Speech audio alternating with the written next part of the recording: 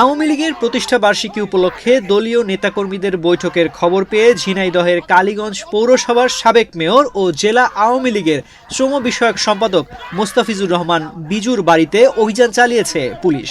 এ সময় তাকে আটক করতে গেলে স্বজন ও সমর্থকদের বাধার মুখে তিনি সেখান থেকে পালিয়ে যান। ঘটনাটি নিয়ে এলাকায় ব্যাপক আলোচনা সৃষ্টি হয়েছে। বসুন্ধরা টিস্যু অশুদ্ধতার বিরুদ্ধে এক বিন্দুও ছাড় নয়। মঙ্গলবার দুপুর 12টার দিকে কালীগঞ্জ পৌর এলাকার আরপাড়া গ্রামে এ ঘটনা ঘটে।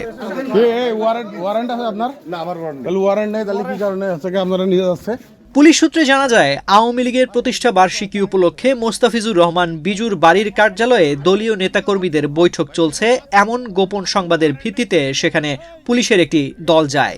পুলিশের উপস্থিতি টের পেয়ে সেখানে থাকা ব্যক্তিদের সঙ্গে বাকবিতণ্ডা শুরু হয়। এক পর্যায়ে বিজু ঘটনাস্থল থেকে চলে যান। তবে পুলিশের এ দাবির সঙ্গে একমত নন বিজুর পরিবারের সদস্যরা। তার ছোট ভাই মুস্তাক আহমেদ লাবলু বলেন, ঘটনার সময় বিজু বাড়িতে অবস্থান করছিলেন। সেখানে কোনো দলীয় কর্মসূচি বা নেতাকর্মীদের সমাবেশ ছিল না। এ সময় পুলিশ এসে কোনো ধরনের ওয়ারেন্ট দেখানো ছাড়াই তাকে নিয়ে যাওয়ার চেষ্টা করে। পরিবারের সদস্যরা এর প্রতিবাদ করলে পরিস্থিতি উত্তপ্ত হয়ে ওঠে।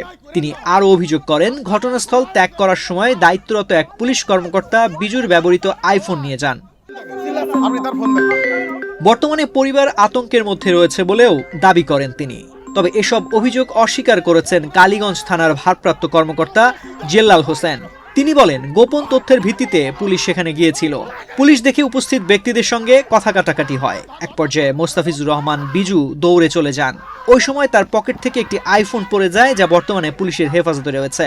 পরিবারের কেউ যোগাযোগ করলে ফোনটি ফেরত দেওয়া হবে বলেও জানান তিনি। আপনাকে